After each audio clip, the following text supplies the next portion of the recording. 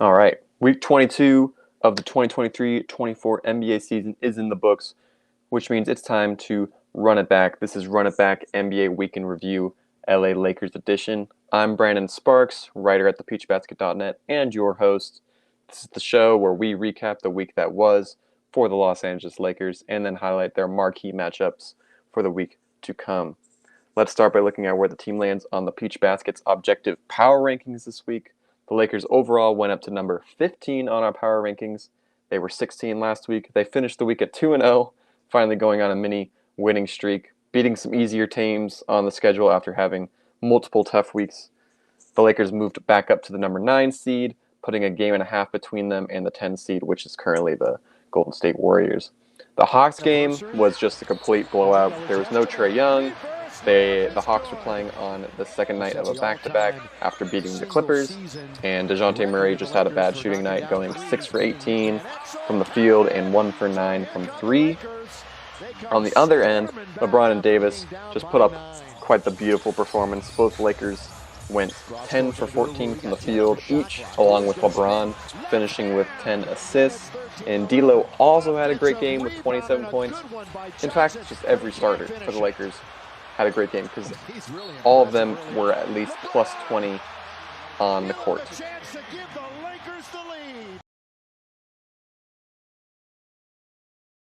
The 76ers game, on the other hand, which was a big break. The Hawks game was on Monday, and then the Sixers game was on Friday.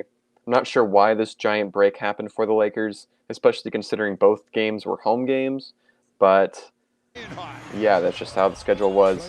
The Sixers game was incredibly ugly, however. LeBron only had 9 points entering the fourth quarter, and it seemed everyone just had a bad shooting night except for Davis. Rui had a great first quarter, and then he just disappeared, and Austin Reeves just couldn't get anything going until late in the game where he hit a couple threes. And on top of that, the Lakers had 21 turnovers, which is quite insane. I believe the 76ers didn't even have more, had like half of that. So somehow the Lakers still squeaked out a win thanks to the fact that the 76ers are just struggling massively without Joel Embiid. And new additions Buddy Hield and Kyle Lowry, are now they're just not really performing how the team wanted them to. They had to have Mo Bamba start at center, which is quite the contributing factor to why Davis had such a great game. But yeah, the 76ers are just really struggling without Embiid, and I believe their record is 12-24 or something like that without Joel Embiid this season. So they are just really falling after being, I believe, the number 3 seed before Joel Embiid got hurt, and now they are sitting in the play-in in the East. Now let's move on to top performers. Let's look at the best to do it in key categories for the Lakers this week. LeBron and Davis led the team in points with an average of 22.5 each. D'Lo led the team in three-pointers made with 5, and he beat Nick Van Exel's single-season record for three-pointers made as a Laker. Now D'Lo is sitting at number 1 with Nick Van Exel at number 2, and then Kobe at number 3.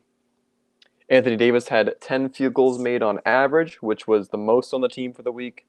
He also averaged 17 rebounds, along with 4 offensive rebounds and 13 defensive rebounds. He's the main rebounder on the team. It is still a struggle for the Lakers to rebound, except for Davis, and they hopefully will figure that out as the playoffs come near. LeBron James had 8 assists on average this week. Davis averaged 2.5 blocks. And a surprise on top performers, Skylar Mays, who barely plays, had the most steals with 2 against the Hawks during the blowout. Got a lot of minutes during that time.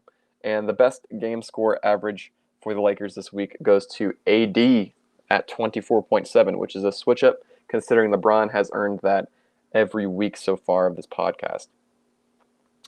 Let's move on to the week ahead. Week 23 for the Lakers is much more busy compared to the easy week they just had. They are playing 4 games compared to the 2. They play the Pacers at Crypto on Sunday, and then the Lakers go on a long road trip to the East. They play the Bucks and the Grizzlies on a back-to-back on Tuesday and Wednesday, respectively, and then the Pacers again on Friday in Indiana. The Lakers have been playing at home, or at least close to home. I believe they traveled for the Sacramento game for quite a while now. So a road trip to the East will be a good test for the team. Indiana is coming off a win over the Warriors, but hopefully the Lakers can beat them both times this week like they did in the in-season tournament championship. Stopping Halliburton and the newly acquired Siakam will be a challenge, however, but with Dinwiddie's playing great defense and Cam Reddish coming back, the Lakers have a few assets to throw at Tyrese.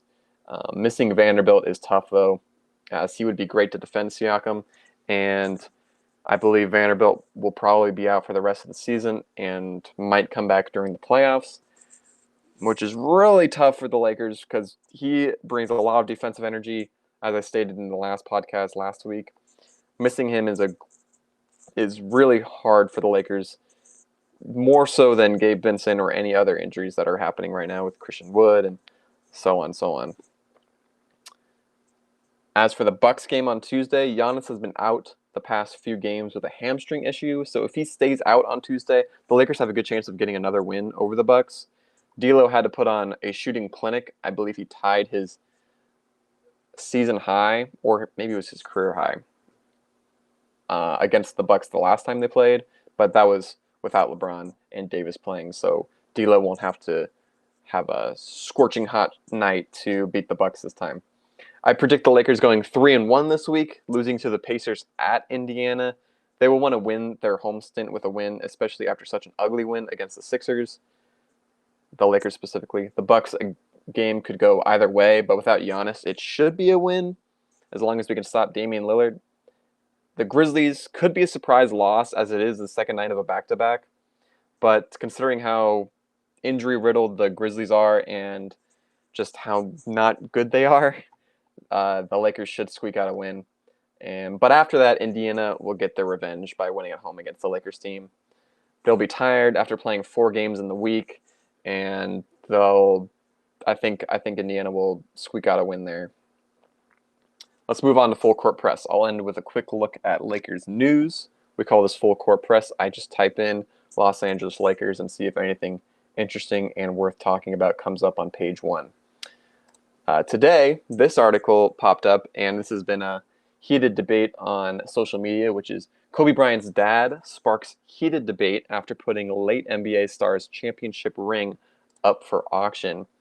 And this was written by Yasmin Coleman for Parade. Kobe Bryant's dad, Joe Bryant, is coming under fire after putting the copy of the championship ring. There's a lot of people who believe that it's the actual ring that Kobe wore, but actually Kobe ordered a replica that he could present to his dad, and now his dad is trying to sell the ring. And a lot of people are coming after his dad for this, as you know, he just died recently 4 years ago, and now they're selling his memorabilia. There's no way that they are strapped for money so bad that they're selling something so valuable. But the parents of Kobe and Kobe himself have had a strained relationship for quite a while now, ever since Kobe married Vanessa. They've always been against the marriage, and it's strained their relationship ever since that happened in 2000, which is the same year as the ring that is being sold. It's the 2000 championship ring. Kobe and Vanessa announced that they were going to tie the knot at Vanessa's 18th birthday party in 2000, and ever since then, their relationship has just been completely strained. I don't believe they even showed up for his final game when he scored 60 against the Utah Jazz, which I'm sure every Laker fan can remember. So, yeah, Vanessa got most of what Kobe left behind after his death. So the parents of Kobe have just not had any money, I guess, to work with, since they didn't have any let down to them. But it is really sad that they have to sell the ring, and my opinion is that they should keep it since it's such memorabilia of their son, but that's just my opinion. I'm not sure what the relationship was entirely with his parents and Kobe, but yeah. And just a quick side tangent, since we're talking about Kobe, I'm sure everyone has thought about or remembers when Kobe died and what they were doing at that time. I was at work at a photography studio, and I was just reading on Twitter, and there was just some news, and everything was trending. I'm like, did Kobe died? Kobe what? And at first I didn't believe it, and as news, it was TMZ who first announced it, which is why I didn't believe it at first, because TMZ is not known for reporting something like a helicopter crash that had Kobe Bryant in it. But as the news kept rolling out and we found out that actually Kobe was in it with Gianna, I remember walking outside for my lunch break, and I called my parents, and I mentioned that Kobe died, and they were like, "What?" And as soon as they said "what," for some reason, like, it hit me, and I started crying. He was one of my idols, so it was really tough on me at the time, and it took me a while to get over it. But yeah, that was a really hard week. Anyways, that's it for week 22 of the Lakers 2023-24 NBA season. Join us next week after week 23 when we once again run it back.